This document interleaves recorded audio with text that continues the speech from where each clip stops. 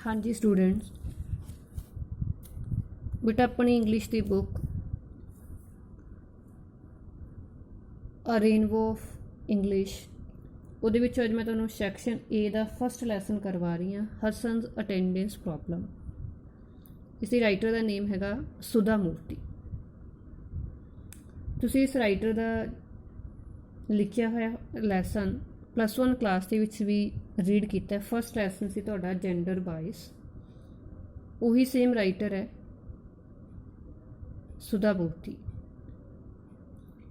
इस लैसन का जो टाइटल है हसन's अटेंडेंस प्रॉब्लम, इस तो ही क्लीयर होंदा कि लैसन किहदे बारे हो सकता है। लैसन का जो मेन करैक्टर है उसका नेम हैगा हसन, जो कि एक स्टूडेंट है सुधा मूर्ति का, और वह क्लासिस दे विच रैगूलर नहीं हैगा, सो हमेशा उसकी अटेंडेंस की प्रॉब्लम ही रहिंदी है। सो बेटा ये लैसन अज आप रीड करते हैं पेज नंबर 1 के उपर। For many years now, I have been teaching computer science to students studying for their masters in computer application at a college in Bangalore. सुधा मूर्ति दस रहे है, इस लैसन की नरेटर भी सुधा मूर्ति ही है कि मैं बहुत सालों तो बेंगलौर के एक कॉलेज के विच कंप्यूटर साइंस टीच करती हाँ, और क्लासिस कि मिलदियां मास्टर्स।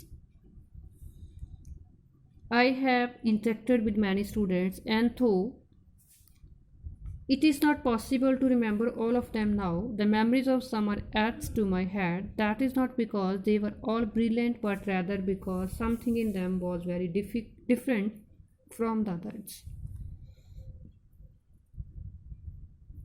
और सुधा मूर्ति क्योंकि एक टीचर है तो उसकी इंटरेक्शन बहुत सारे स्टूडेंट्स के नाल होंदी है, तो सुधा मूर्ति कह रही कि ये चीज़ पॉसीबल नहीं हैगी कि मैं अपने सारे स्टूडेंट्स को याद रखा, बट फिर भी कुछ स्टूडेंट्स ने जिहड़ियां मैमरीज ने यादां ने वो मेरे माइंड के विच रह जांदियां ने।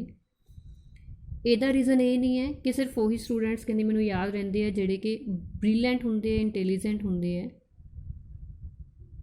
सगों वो वाले स्टूडेंट्स ज़्यादा याद रहिंदे है जिहड़े बाकी नालों थोड़ा जिहा डिफरेंट हुंदे है, अलग हुंदे है। In my first batch, there was a very bright boy called Hassan. He was very tall, handsome, with a good memory. He came from an affluent family.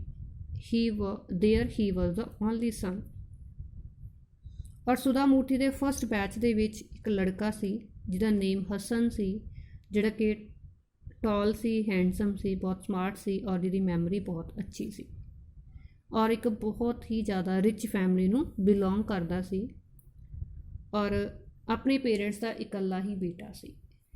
Initially I did not come to know all of his existence at all, mainly because he was hardly ever present. तो starting दे विच सुधा मूर्ति नूं हसन बारे नहीं सी पता, क्योंकि वह क्लास विच हार्डली ही प्रेजेंट रहिंदा सी, बहुत घट आउंदा सी। I normally take the first class of the day, which is scheduled at 9 a.m. or the one after that at 10 a.m. I prefer this time as this is when students are fresh and very attentive. और सुधा मूर्ति कह रही है कि normally मैं first batch 9 बजे या फिर 10 बजे की अपनी क्लास लैण प्रायोरिटी दिंदी सी, क्योंकि उन्होंने लगता सी कि उस टाइम जोड़े स्टूडेंट्स ने ज़्यादा एक्टिव और ज़्यादा mentally fresh होंगे। Once in a while Hassan would turn up, particularly if there was a class test or during examinations. I met him more often for attendance shortage meetings. Hasan class ਦੇ ਵਿੱਚ ਬਹੁਤ ਘੱਟ ਆਉਂਦਾ ਸੀ। ਉਹ class ਕਦੋਂ ਦਿਖਦਾ ਸੀ? ਜਾਂ ਤਾਂ ਜਦੋਂ ਕੋਈ ਕਲਾਸ ਟੈਸਟ ਹੁੰਦਾ ਸੀ ਜਾਂ ਫਿਰ ਕੋਈ ਐਗਜ਼ਾਮ ਹੋਣਾ ਹੁੰਦਾ ਸੀ, ਜਾਂ ਫਿਰ ਸੁਧਾ ਮੂਰਤੀ ਉਹਨੂੰ ਹਮੇਸ਼ਾ ਅਟੈਂਡੈਂਸ ਸ਼ਾਰਟੇਜ ਮੀਟਿੰਗਸ ਦੇ ਵਿੱਚ ਮਿਲਦੀ ਸੀ। He would beg for attendance in such a manner that it was very difficult for me to say no. और हमेशा हसन अपने टीचर तो अटैंडेंस बैग करता सी, मंगदा सी, पूरी करने ਲਈ रिक्वेस्ट करता सी, और ਉਹਦੇ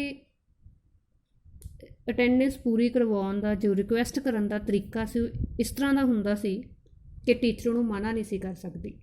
Sometimes I would get upset and tell him, now I cannot give you attendance, there should be discipline। ਕਹਿੰਦੀ ਕਈ ਵਾਰ ਤਾਂ ਮੈਂ ਮੈਂਟਲੀ ਬਹੁਤ ਅਪਸੈਟ ਹੋ ਜਾਂਦੀ ਸੀ ਉਸ ਦੀਆਂ ਗੱਲਾਂ ਸੁਣ ਕੇ, ਪਰ ਉਹਨੂੰ ਮਨਾ ਕਰ ਦਿੰਦੀ ਸੀ ਕਿ ਮੈਂ ਤੇਰੀ ਅਟੈਂਡੈਂਸ ਨਹੀਂ ਪੂਰੀ ਕਰੂੰਗੀ, ਕਿਉਂਕਿ ਡਿਸਿਪਲਨ ਹੋਣਾ ਬਹੁਤ ਜ਼ਰੂਰੀ ਹੈ। Yes madam, he would reply apologetically, pardon me, from next semester onward I will definitely attend your class, can you not pardon me this time? To err is human, to forgive is divine। ਤਾਂ ਹਸਨ ਦਾ ਕੀ ਅੰਤਰ ਹੁੰਦਾ ਸੀ, ਉਹ ਬੜੇ ਮਤਲਬ sorry feel ਕਰਦਾ ਸੀ, ਬੜੀ ਹੰਬਲੀ ਆਪਣੇ teacher ਨੂੰ ਰਿਕੁਐਸਟ ਕਰਦਾ ਸੀ ਕਿ ਮੈਨੂੰ ਇਸ ਵਾਰ ਮਾफ़ ਕਰ ਦਿਓ, ਅਗਲੇ ਸਮੈਸਟਰ ਤੋਂ ਮੈਂ ਜਿਹੜੀ ਤੁਹਾਡੀ ਕਲਾਸ ਹੈ ਉਹ ਜ਼ਰੂਰ ਅਟੈਂਡ ਕਰੂੰਗਾ। ਕਹਿੰਦਾ ਕਿਉਂਕਿ ਟੂ ਐਰ ਇਜ਼ ਹਿਊਮਨ, ਗਲਤੀ ਇਨਸਾਨ ਕਰਦੇ ਨੇ, ਟੂ ਫੋਰਗਿਵ ਇਜ਼ ਡਿਵਾਈਨ, ਔਰ ਮਾफ़ੀ ਕੌਣ ਦਿੰਦਾ ਹੈ? ਪਰਮਾਤਮਾ ਦਿੰਦਾ ਹੈ। ਮੀਨਸ ਕਿ ਅਗਰ ਇਨਸਾਨ ਗਲਤੀਆਂ ਕਰਦੇ ਹੈ ਤਾਂ ਫਿਰ ਜੋ ਪਰਮਾਤਮਾ ਉਹਨਾਂ ਨੂੰ ਮਾफ़ ਵੀ ਕਰਦਾ ਹੈ। ਸੋ ਕਹਿੰਦਾ ਫੋਰਗਿਵ ਕਰਨਾ ਕੀ ਹੈ? ਗੋਡ ਦੀ ਇੱਕ ਕੁਆਲਿਟੀ ਹੈ। ਯੂ ਹੈਵ ਓਨਲੀ ਟਾਟ ਅਸ, ਕਹਿੰਦਾ ਇਹ ਗੱਲ ਮੈਂ ਕਿੱਥੋਂ ਸਿੱਖੀ ਹੈ? ਤੁਸੀਂ ਹੀ ਸਾਨੂੰ ਪੜ੍ਹਾਈ ਹੈ। I could not remain angry for long. ਇਸ ਤਰ੍ਹਾਂ ਦੀਆਂ ਗੱਲਾਂ ਸੁਣ ਕੇ ਸੁਧਾ ਮੂਰਤੀ ਆਪਣੇ ਸਟੂਡੈਂਟ ਨਾਲ ਜ਼ਿਆਦਾ ਟਾਈਮ ਗੁੱਸੇ ਨਹੀਂ ਸੀ ਹੁੰਦੀ। Teachers do get upset with students who are not regular. Teacher ਉਹਨਾਂ ਬੱਚਿਆਂ ਲਈ ਅਪਸੈਟ ਹੁੰਦੀ ਹੈ ਜੋ ਕਲਾਸ ਦੇ ਵਿੱਚ ਰੈਗੂਲਰ ਨਹੀਂ ਹੁੰਦੇ। But if the attendance shortage affects their appearance in final examination, one tends to melt snow like snow against the sun। But ਜਦੋਂ ਟੀਚਰ ਨੂੰ ਲੱਗਦਾ ਹੈ ਕਿ ਸਟੂਡੈਂਟ ਦੀ ਅਟੈਂਡੈਂਸ ਸ਼ਾਰਟੇਜ ਕਰਕੇ ਉਹ ਫਾਈਨਲ ਐਗਜ਼ਾਮ ਦੇ ਵਿੱਚ ਅਪੀਅਰ ਨਹੀਂ ਹੋ ਸਕਦਾ, ਤਾਂ ਉਸ ਟਾਈਮ 'ਤੇ ਟੀਚਰ ਆਪਣੇ ਸਟੂਡੈਂਟਸ ਲਈ ਸੋਚਣਾ ਸ਼ੁਰੂ ਕਰ ਦਿੰਦੇ ਨੇ। ਜਿਸ ਤਰ੍ਹਾਂ ਬਰਫ਼ ਸੂਰਜ ਦੇ ਅੱਗੇ ਨਹੀਂ ਟਿਕ ਸਕਦੀ, ਮੈਲਟ ਹੋ ਜਾਂਦੀ ਹੈ, ਸਿਮਿਲਰਲੀ ਆਪਣੇ ਬੱਚਿਆਂ ਦਾ ਨੁਕਸਾਨ ਹੁੰਦਾ ਦੇਖ ਕੇ ਜੋ ਟੀਚਰ ਹੈ ਉਹ ਵੀ ਆਪਣਾ ਜੋ ਐਟੀਟਿਊਡ ਹੈ ਥੋੜ੍ਹਾ ਚੇਂਜ ਕਰ ਲੈਂਦੇ ਹੈ, ਥੋੜ੍ਹੇ ਪੋਲਾਈਟ ਹੋ ਜਾਂਦੇ ਹੈ, ਥੋੜ੍ਹੇ ਲੀਨੀਅਟ ਹੋ ਜਾਂਦੇ ਆਪਣੇ ਸਟੂਡੈਂਟਸ ਨੂੰ ਲੈ ਕੇ। A good teacher will always wish for the best of her student. I do agree, discipline is very important too, but ਹਰੇਕ ਅੱਛਾ ਟੀਚਰ ਆਪਣੇ ਸਟੂਡੈਂਟਸ ਲਈ ਬੈਸਟ ਵਿਸ਼ ਕਰਦਾ ਹੈ। ਕਿ ਨਹੀਂ, ਮੈਂ ਅਗਰੀ ਕਰਦੀ ਹਾਂ ਕਿ ਡਿਸਿਪਲਿਨ ਵੀ ਬਹੁਤ ਜ਼ਰੂਰੀ ਹੈ, ਬਟ ਇੱਕ ਟੀਚਰ ਕਦੇ ਵੀ ਆਪਣੇ ਸਟੂਡੈਂਟ ਦਾ ਨੁਕਸਾਨ ਨਹੀਂ ਕਰ ਸਕਦੀ।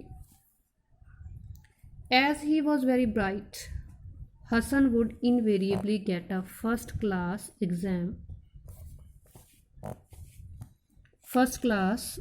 in the exam. However, before the exam started every semester, this drama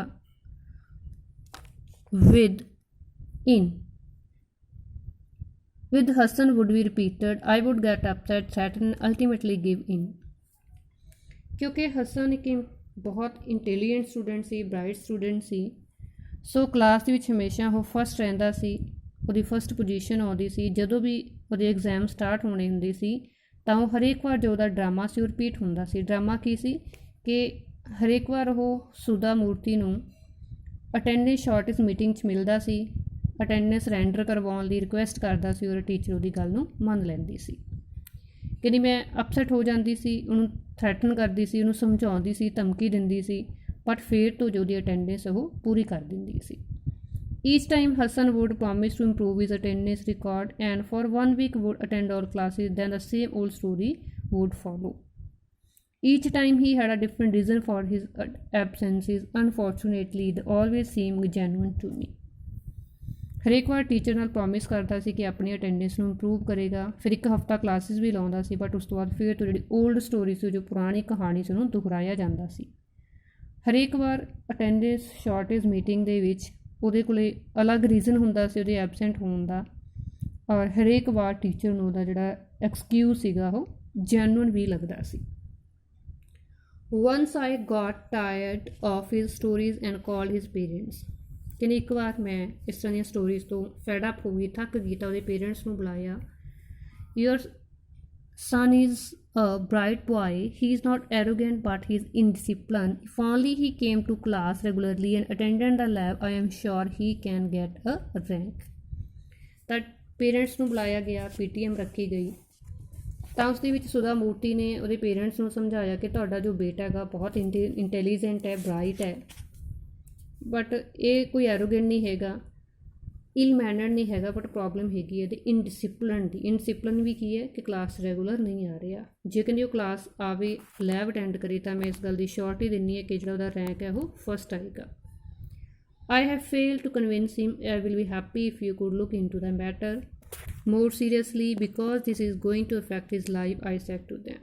ਕਹਿੰਦੇ ਮੈਂ ਇਹਨੂੰ ਕਨਵਿੰਸ ਕਰਕੇ ਅੱਕ ਗਈਆਂ, ਥੱਕ ਗਈਆਂ, ਹੁਣ ਮੈਂ ਸੋਚਦੀ ਹਾਂ ਕਿ ਤੁਸੀਂ ਇਸ ਮੈਟਰ ਵੱਲ ਧਿਆਨ ਦਿਓ ਸੀਰੀਅਸਲੀ, ਕਿਉਂਕਿ ਜੋ ਇਹਦੀ ਅਟੈਂਡੈਂਸ ਸ਼ਾਰਟੇਜ ਹੈ ਇਹਦੀ ਪੂਰੀ ਲਾਈਫ ਨੂੰ ਅਫੈਕਟ ਕਰ ਸਕਦੀ ਹੈ। Hassan's father was a busy man and did not take any words seriously. He said as long as he does well, that is fine with me, because after a certain age children do not listen to their parents, only life will teach them. But his mother was in tears.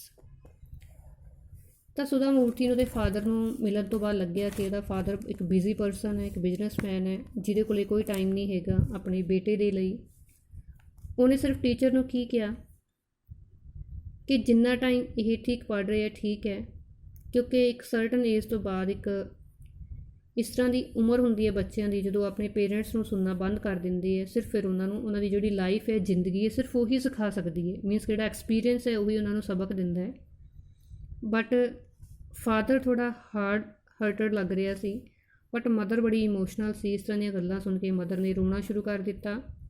Madam I have failed as a mother, ਔਰ ਕੀ ਕਹਿ ਰਹੀ, ਕਹਿੰਦੀ ਵੀ madam ਮੈਂ ਇੱਕ as a mother fail ਹੋ ਚੁੱਕੀ ਹਾਂ। He does not listen to me, ਕਿਉਂਕਿ ਹਸਨ ਮੇਰੀ ਕੋਈ ਗੱਲ ਨਹੀਂ ਸੁਣਦਾ। He spends all night listening to music and chatting with his friend. He sleeps at 6 in the morning. How can he come to any class. ਤਾਂ ਹੁਣ reason ਦੱਸ ਰਹੀ ਹੈ ਮਦਰ ਕਿ ਉਹ ਕਲਾਸਿਸ ਦੇ ਵਿੱਚ ਰੈਗੂਲਰ ਕਿਉਂ ਨਹੀਂ ਹੈਗਾ। ਕਹਿੰਦੀ ਕਿਉਂਕਿ ਉਹ ਪੂਰੀ ਰਾਤ ਜਾਂ ਤਾਂ ਮਿਊਜ਼ਿਕ ਸੁਣਦਾ ਰਹਿੰਦਾ ਜਾਂ ਆਪਣੇ ਫਰੈਂਡਸ ਨਾਲ ਚੈਟ ਕਰਦਾ ਰਹਿੰਦਾ ਹੈ। ਸੁਬਾਹ 6 ਵਜੇ ਸੌਂਦਾ ਹੈ, ਤਾਂ ਜਿਹੜਾ ਸਟੂਡੈਂਟ ਕਹਿੰਦੀ ਸਵੇਰੇ 6 ਵਜੇ ਸੌਂਦਾ ਹੋ ਤਾਂ ਉਹ ਫਿਰ ਸਕੂਲ ਜਾਂ ਕਲਾਸ ਕਿਵੇਂ ਅਟੈਂਡ ਕਰ ਸਕਦਾ ਹੈ। He does not pay any attention to what I say and tells me I repeated the same thing always. ਕਹਿੰਦੀ ਮੈਂ ਜੋ ਵੀ ਉਹਨੂੰ ਸਮਝਾਉਣੀ ਹੈ ਉਹਦੇ ਵੱਲ ਉਹ ਕੋਈ ਧਿਆਨ ਨਹੀਂ ਦਿੰਦਾ, ਕੋਈ ਅਟੈਂਸ਼ਨ ਨਹੀਂ ਦਿੰਦਾ। ਸੋ ਇਹੀ ਗੱਲਾਂ ਨੇ ਜੋ ਮੈਂ ਵਾਰ-ਵਾਰ ਉਹਦੇ ਅੱਗੇ ਰਿਪੀਟ ਕਰਦੀ ਰਹਿੰਦੀ ਹਾਂ। The meeting ended in an argument between his parents. His father said, "You are the mother. It is your duty to correct him. You should spend more time with him. I am so busy. You have failed." ਤਾਂ ਜੋ ਨੇ PTM ਰੱਖੀ ਸੀ ਸੁਧਾ ਮੂਰਤੀ ਨੇ, ਉਹ ਫਰੂਟਲੈਸ ਰਹਿੰਦੀ ਹੈ, ਖਤਮ ਹੋ ਜਾਂਦੀ ਹੈ, ਬਟ ਉਸਦਾ ਕੋਈ ਜਿਹੜਾ ਅੱਛਾ ਰਿਜ਼ਲਟ ਉਹਨੂੰ ਨਹੀਂ ਮਿਲ ਪਾਉਂਦਾ, ਕਿਉਂਕਿ ਫਾਦਰ ਮਦਰ ਨੂੰ ਕਹਿ ਰਿਹਾ ਕਿ ਇਹ ਤੁਹਾਡੀ ਡਿਊਟੀ ਹੈ ਆਪਣੇ ਬੇਟੇ ਨੂੰ ਠੀਕ ਕਰਨਾ, ਤੁਸੀਂ ਉਹਦੇ ਨਾਲ ਜ਼ਿਆਦਾ ਟਾਈਮ ਸਪੈਂਡ ਕਰਦੇ ਹੋ, ਮੈਂ ਬਹੁਤ ਬਿਜ਼ੀ ਰਹਿਣਾ। His mother said, "You are the father. It's difficult to control boys. You can speak to him man to man. Earning money is not the only thing in life." ਤਾਂ mother father ਨੂੰ ਕਹਿ ਰਹੀ ਹੈ ਕਿ ਤੁਸੀਂ father ਹੋ, ਤੁਸੀਂ ਲੜਕੇ ਨੂੰ ਚੰਗੀ ਤਰ੍ਹਾਂ ਕੰਟਰੋਲ ਕਰ ਸਕਦੇ ਹੋ, ਫਾਰਮਲੀ ਗੱਲ ਕਰ ਸਕਦੇ ਹੋ, ਕਿਉਂਕਿ ਸਿਰਫ ਲਾਈਫ ਦੇ ਵਿੱਚ ਪੈਸਾ ਕਮਾਉਣਾ ਹੀ ਬਹੁਤ ਗੱਲ ਨਹੀਂ ਹੁੰਦੀ।